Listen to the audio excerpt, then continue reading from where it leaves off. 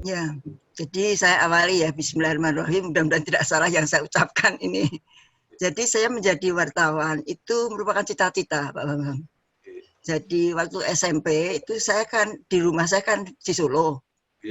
Nah, ayah saya itu pejuang kemerdekaan sehingga cara berpikirnya demokratisnya itu anulah bisa dipahami lah untuk anak-anak sekarang itu. Nah, tiap hari itu saya berangkat suara merdeka di rumah. Waktu itu saya ingat, saya pokoknya lulus SMP itu 59, jadi nanti 59 itu lulus SMP. Artinya sebelum itu kan sudah selalu baca Suara Merdeka. Kemudian selain itu juga ini majalah Minggu Pagi di Kedaulatan Rakyat. Nah dari situ kan saya suka lihat, kok bisa begini toh, kok bisa begini toh, itu kok enak ya, kok jadi wartawan ki enak gitu loh. Tapi waktu itu saya belum kenal itu namanya wartawan apa itu. Pokoknya supaya bisa begini itu bagaimana. Terus SMA lulus, paman saya itu Pak Nurman Sahli, saya kira Pak Bambang tahu itu. Itu mengarahkan, tahu saya ingin jadi wartawan gitu. Terus di Solo itu ada Instidi waktu itu. Kalau nggak setahun 2 tahun itu. Nah beliau itu menyarankan, jangan cuma itu, kalau bisa kamu di Jogja saja kuliah, itu nanti kan pengetahuanmu lebih luas. Nah itu saya masuk di situ di publisistik itu. Dan alhamdulillah tahun 68 itu kan lulus BA waktu itu ada lowongan media di Solo mingguan, berita ekonomi, pemimpinnya Pak Bambang Suroyono, dibutuhkan wartawan, langsung saya pokoknya kuliah tak lanjut, saya kerja di situ. Hebatnya itu di situ langsung jadi pemimpinan redaksi loh. Tapi ada pembimbingnya namanya Pak Damha itu. Jadi beliau itu pokoknya ngajari semuanya dari A sampai Z. Tidak lama saya di situ, terus saya keluar masuk ke Mingguan Badara. Mingguan Badara itu mingguannya polisi waktu itu. Jadi Badara itu. Nah di situ udah sambil kuliah, sambil jadi wartawan, terus sampai korannya bangkrut, terus saya kerja lain itu sampai akhirnya lulus tahun 73 dengan itu bantuan Pak Sahli, saya ngelamar di Suara Merdeka. Itu jadi wartawannya. Jadi wartawan itu cita-cita sampai sekarang itu tidak henti menulis itu semampu saya gitu. Jadi kan saya kan tinggal di Lawean, keluarga badik toh Pak Bambang. Nah jadi kerja itu ya pokoknya serabutan asal pokoknya ada uang masuk gitu. Terus gaji itu ya pokoknya kan saya kan masih ditanggung orang tua waktu itu. Jadi nggak mikir sama sekali. Itu ya sampai akhirnya purna tugas tahun 2008 tuh saya nggak pernah mikirin itu. Alhamdulillah. Jadi wartawan di Suara Merdeka itu tahun 73 awal Januari. Jadi kalau nggak salah itu tanggal 1 itu minggu. Jadi tanggal 2-nya baru masuk itu. Nah di situ yang luar biasa, saya kan diterima langsung oleh Bapak Haji Hitami. Itu saya tidak sangka tiba-tiba beliau itu berdiri dari kursi dan mengenalkan saya ke seluruh karyawan. Waktu itu di kantornya kan di Jalan Merak itu. Nah, beliau itu ngendiko gini, iki aku ngelanggar sumpahku loh. Saya malah nggak tahu. Saya kan dulu nggak mau terima wartawan putri. Mungkin beliau pernah dikecewakan dengan perilaku wartawan putri gitu. Terus ya itu. Terus saya bilangnya gitu, aku ragu nompo wartawan sing nganggo saya itu kan baju perempuan tuh ya. Saya terkejut waktu itu. Ya udahlah gitu. Dan hebatnya lagi waktu itu saya mengandung tidak diketahui. Mulai mengandung. Nah, akhirnya saya tiap hari masuk langsung membantu waktu itu Pak Trisna di Desdaerah ya. Itu Pak Trisna waktu itu tugas belajar di Bangkok kalau nggak salah. Jadi saya sehari-harian ngurus sekretariat dan itu kesempatan belajar banyak. Saya hampir tiap hari itu belajar dari Pak Hitami langsung.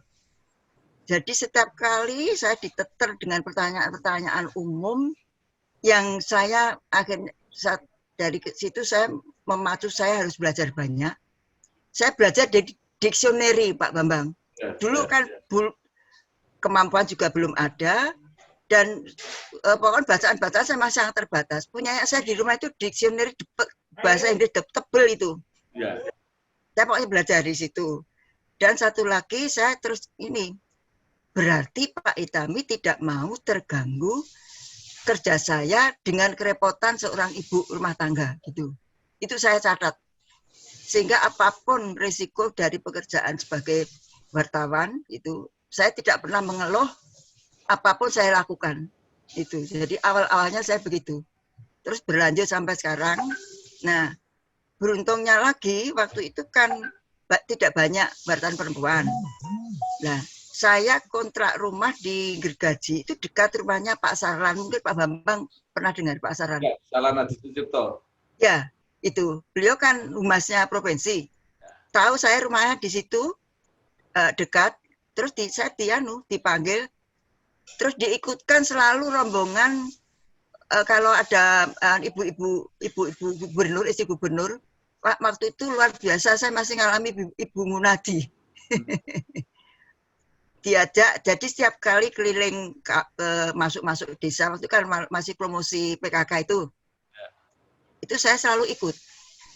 Nah itu, beruntungnya saya di situ, sehingga ya tulisan saya tentang masalah PKK saja gitu. Karena saya begitu pulang dari itu membuat berita, terus kegiatan-kegiatan rutin di kantor gitu, bantu sekretariat itu ngurusi surat menyurat, ngurusi foto-foto, dokumentasi dan sebagainya itu awal-awalnya. Jadi waktu itu wartawan sudah berapa yang kerja di situ? Tidak ada 20, kalau tidak salah 19. Ya. Jadi nah ini yang istimewa Pak Bambang. Saya itu orang Solo, masuk kultur Solo, jadi pas. Tidak ada yang namanya Pak. Makanya saya kadang dengan Pak Bambang saya masih tetap panggil Dik toh. Karena itu kultur di sana itu jeng, Mas, Mbak Yu, tidak ada Pak gitu. Jadi kekeluargaannya kental sekali. Nah itu saya kadang-kadang juga mikir ya, kok orang aja nih kalau saya panggil Dik gitu. Tapi karena saya merasa itu kan satu keluarga atau dekat sekali gitu, sehingga saya selalu panggil begitu. Ya non sewu. Ini sekalian saya menjelaskan pada masyarakat yang kenapa saya kok suka masih panggil Mas, Mbak gitu. Apalagi usia saya sekarang gitu. Ya, itu jadi awal-awal itu, dan liputan saya karena saya perempuan, otomatis kalau sekarang istilahnya beat lah gitu. Beatnya itu tetap itu masalah PKK, perempuan gitu. Nah, kemudian juga kaitannya dengan kesejahteraan, jadi kesehatan itu saya beatnya itu di situ, ruang lingkupnya di situ. Itu. Jadi kalau hunting mencari sendiri itu nyaris tidak pernah.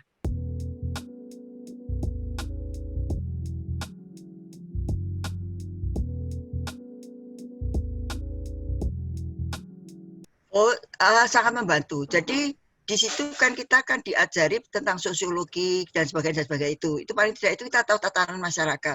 Nah, prakteknya itu kan ada praktek di waktu itu di Kedaulatan Rakyat. Itu. Saya itu nungguin sampai cetak malam itu saya tidur di ruang cetaknya itu.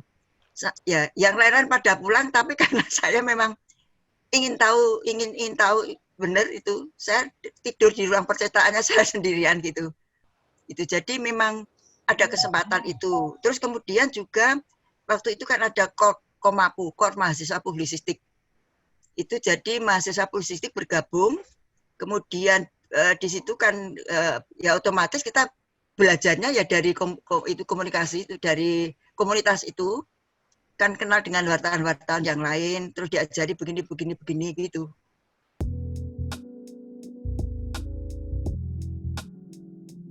Lah itu yang uji saya, itu juga ada kisah itu saya dengan Pak Azadi. Waktu itu saya kan yang uji kan Pak Sundoro harusnya. Itu. entah kenapa berubah jadi yang nguji saya itu Pak Azadi sama Pak Hasim Nancik ya itu. Jadi Pak Azadi itu nguji saya, begitu keluar, "Weh kok kemayu toh Yun, diuji," gitu. Ya gitu. Jadi yalah gitulah hubungannya kami dengan Pak Azadi. Gitu. Karena kan kemudian kan beliau juga mengadakan kegiatan-kegiatan jurnalistik, atau saya juga sering diikutkan gitu.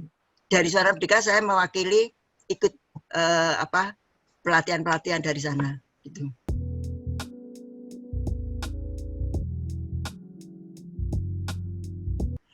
Kalau yang tidak enak itu mungkin saya nggak pernah merasakan yang tidak enak. Jadi saya anggap semuanya itu enak. Jadi yang sangat saya pernah ditugasi sehari bersama gubernur. Jadi saya nyanggung itu di Pak Gubernur Suparjo Rustam itu. Terus saya diajak keliling. Jadi dari pagi jam 6 sampai sore itu di situ. Ya semacam kegiatan beliau. Dan kebetulan kan ini pinternya atau ya keharusan organisasi waktu itu melihat saya itu, terus saya dijadikan pengurus PKK. Jadi ya humas itu. Sejak itu selalu jadi pengurus, jadi humas itu. Ya otomatis ya begitu. Itu saya anggap itu istimewa. Yang kedua karena memang saya itu jadi wartawan karena saya suka bisa kemana-mana bebas gitu loh. Nah satu sekali enggak tahu pertimbangannya, saya ditimbali Pak Warno, pimpinan redaksi waktu itu bilang jawab, Jenggum kalau mau keluar negeri kemana gitu. Itu saya impian saya itu melihat Taj Mahal, ya saya langsung India. Ya. Waktu itu kan ada itu pembakaran kuil Ayodhya. Ya waktu itu lah. Terus saya dipeseni, masuk ke India saja, ya otomatis saya ke Pakistan. Jadi dipeseni, kalau di India kamu jangan ngeliati kemuslimanmu. Waktu itu saya kan belum pakai ini jilbab itu. Ya. Tapi kalau di Pakistan kamu harus melihatkan ini keislamanmu gitu. Nah waktu itu kan semuanya kan serba terbatas. Satu saat saya harus nunggu di airport itu hampir sehari semalam, hampir, karena penerbangan jadwal kan sudah diatur. Itu saya itu di situ nangis. Ya misalnya bisa telepon ke rumah, tapi saya nangis. Sebetulnya saya itu gini cari apa sih? Gitu loh. Iya kan? Kan saya kan nggak gini kan juga bisa.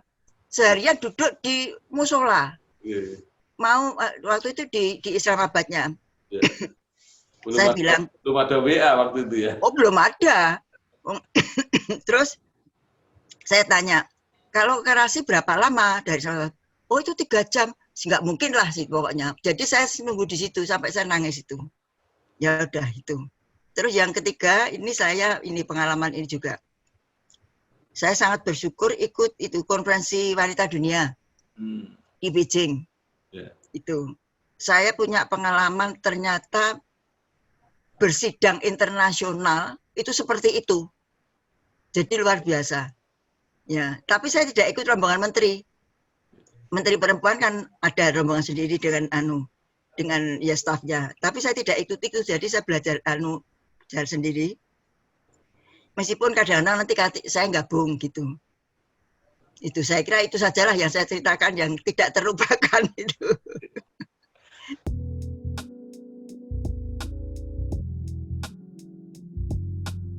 Ya, ternyata saya di situ itu merupakan ada kemanfaatannya. Saya bisa memberi manfaat orang banyak, saya bisa menyalurkan pikiran saya, pendapat saya, dan katakanlah salah satu pers kan itu ada mendidik dan sebagainya itu. Ya itulah idealnya gitu. Artinya saya di situ tuh bisa memberi manfaat insya Allah pada masyarakat. Saya sebagai perempuan, ya, yang itu saya pikir sangat tidak gampang untuk semua perempuan bisa jadi wartawan. Itu, ya itu.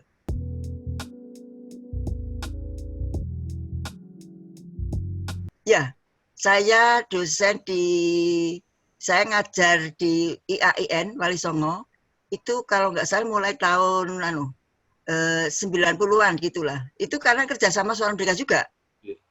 Ya, jadi itu saya mengajar grafika dan jurnalistik. Kemudian di Undip itu saya diberhentikan loh ya ini ya. Baru itu tahun 2017. Karena saya kan cuma S1. Kan peraturan kan harus S2. Gitu. Ya itu. Jadi lumayan lah gitu. Ya.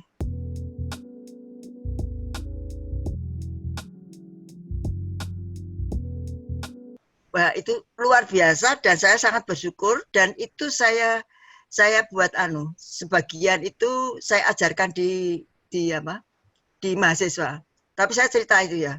Saya pernah sangat memanfaatkan karena komunikasi yang sangat terbatas. Jadi modelnya saya begini, Pak Bambang.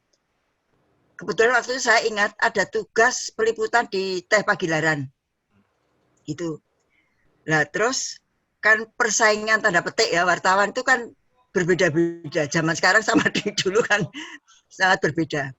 Terus gimana supaya saya bisa menyampaikan tulisan saya ini sore di kantor. Ya, di sela-sela kunjungan itu saya nulis di kertas. Saya titipkan ke supirnya Pemda. Kan itu mesti rombongan kan ke sana itu mesti ada rombongan dari Pemda atau dari siapa-siapa itu. Disampaikan ke redaksi. Sampai kepada Pak Wahyudi. Itu waktu itu redaksinya Pak Wahyudi. Nah, terus saya masuk, esok harinya saya masuk itu. Saya disalami, wah luar biasa. Pokoknya dilem lah. Itu saya nggak nyangka. Memang itu biasa saya kerjakan kalau selama saya masih bisa nulis, saya sampaikan titip ke driver, ke itu yang saya alami mensiasati komunikasi waktu itu. Terus juga ini waktu saya di Beijing itu ikut konferensi wanita dunia itu mulai awal ada fact Pak Bambang. Nah di sana di newsroom itu kan rebutan mesin ketik.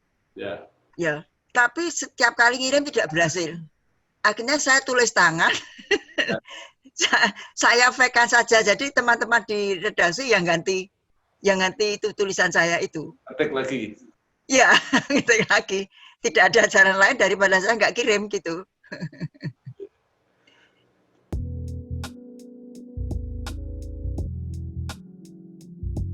Ya, ini karena saya perempuan, saya mendahulukan yang perempuan dulu ya. Jadi kalau yang perempuan itu jelas itu mentalnya itu harus double. Double sebagai seorang wartawan yang harus gigih, ya ngatur waktu dan sebagainya, dan juga ngurus rumah. Rumah itu bisa dibantu orang lain, tapi ngurus bojo itu tidak gampang itu. Luar biasa pengalaman. Ya itu benar itu ya. Nah kalau yang laki-laki itu jangan jadi wartawan tok, harus punya sampingan. Jadi wartawan itu bukan kerja hanya otak tapi juga hati. Gitu. Tapi ya artinya itu kalau mau jadi wartawan yang benar, kalau kamu laki-laki ya kamu harus punya sampingan yang harus tidak Anda pegang sendiri. Jadi dipasarkan ada usaha lain gitu loh. Sekarang soalnya mungkin masih keterbatasan pengetahuan saya ya. Saya tidak tahu bagaimana seorang wartawan itu bisa mencukupi keluarganya dengan hasil gaji yang ya itulah. Jadi artinya untuk menjaga idealisme sebagai wartawan, ada topangan. Ya benar, betul sekali. Gitu dari istri, kalau yang laki-laki dari istri juga ada usaha lain. Ya kalau yang perempuan itu tadi yang saya katakan tadi. Ya. Jadi, kalau yang perempuan itu saya kira soal gaji nggak gitu masalah lah. Ya. Sampai-sampai ini cucu saya itu melihat saya bekerja sampai sekarang kan saya kan masih nulis loh Mak. Dengan memanfaatkan relasi-relasi berita itu. Saya nggak pengen jadi wartawan loh. Kesel nyawang uti itu. Di sini mau moco karo ngetik.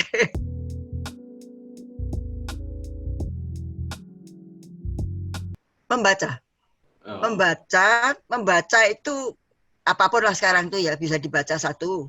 Kemudian juga menjaga akses hubungan kemana saja. Itu sangat sangat menentukan kesuksesan seseorang saya kira kalau sekarang ini. Itu. Dan kemudian ya ini berpikir positif itu sangat penting. Itu. Jadi kritis. Lihat kejelekan harus lihat. Tapi jangan melihat kejelekannya saja gitu loh. Fair kan. Ya gitu.